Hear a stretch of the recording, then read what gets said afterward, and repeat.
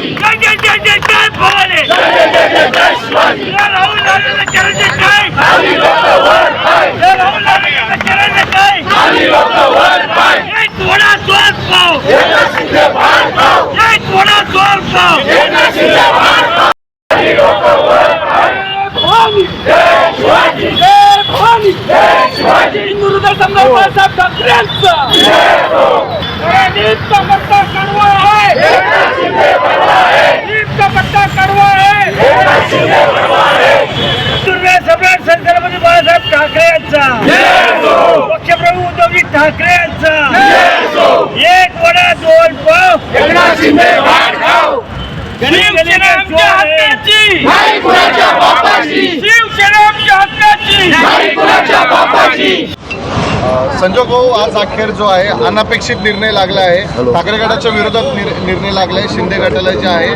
त्यांचे आमदार जे आहे ते अपात्र ठरले नाहीत तर तुम्ही आज आंदोलन करताय काय सांगाल? नाही, याच्यामध्ये हे आम्हाला अपेक्षितच होतं कारण की आज इतक्या दिवस म्हणजे जवळजवळ 6 महिने झाला आहे हा निकाल त्यांनी असंच पेंडिंग करत आले.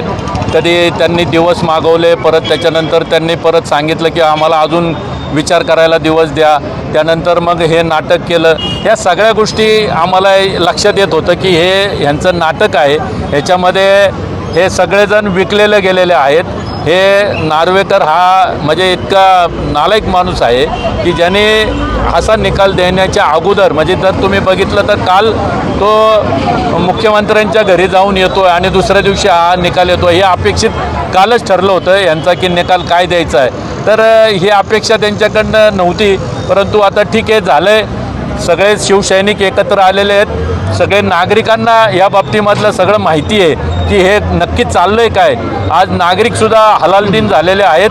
हे फक्त इलेक्शनची वाट पाहतात. इलेक्शन आल्यानंतर हे त्यांची जागा त्यांना दाखवतील. सुप्रीम कोर्टाने जे आहे भरत गोगोलेंचा व्हीप हा अनधिकृत ठरवला होता, पण आज नार्वेकरांनी सुनावणी केली त्याच्यात त्यांचा व्हीप अधिकृत मानला जातोय. यावर काय प्रतिक्रिया? आज खऱ्या अर्थानं तुम्ही जर पाहिलं तर देशामध्ये सर्वोच्च न्यायालय आणि सर्वोच्च न्यायालयाने काही गाईडलाईन्स विधानसभेच्या अध्यक्षांना दिलेल्या होत्या.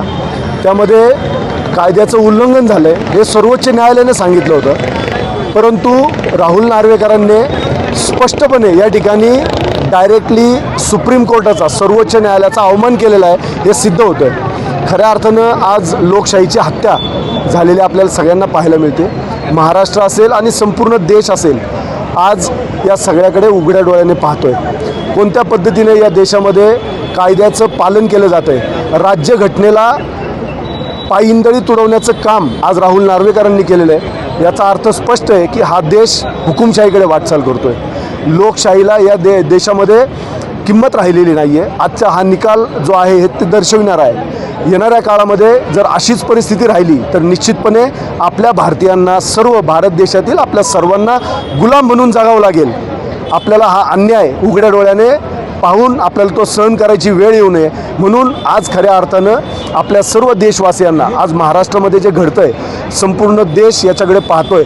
ज्या पद्धतीने सर्वोच्च न्यायालयाचा आज अवमान झालेला आहे. सर्व यंत्रणा सरकारी यंत्रणा सर्व अमित शहा नरेंद्र मोदी आणि या महाराष्ट्रातला अनाजीपंत देवेंद्र फडणवीस यांनी ताब्यात घेऊन या देशामध्ये हुकुमशाही माजवण्याचा प्रयत्न यांचा आहे.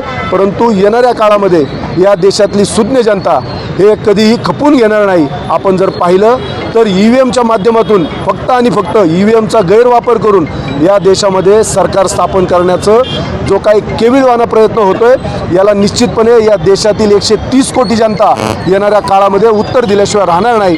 आणि या महाराष्ट्रातून आजच्या या निकालानंतर मी आपल्या माध्यमातून जाहीर आव्हान करतो या मिंदे सरकारला आणि या फडणवीसांना की तुमच्यामध्ये जर तुम्ही खऱ्या एका बापाची औलाद असाल तर तुम्ही निवडणुका घेऊन दाखवा आणि जनतेचा कौल काय ते तुम्हाला लगेच कळेल.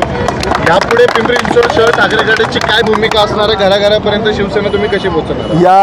या अगोदर देखील मी आपल्याला सांगितलं की शिवसेना उद्धव बाळासाहेब ठाकरे हा पक्ष पिंपरी चिंचवड शहरामध्ये घरोघरी पोचलेला आहे.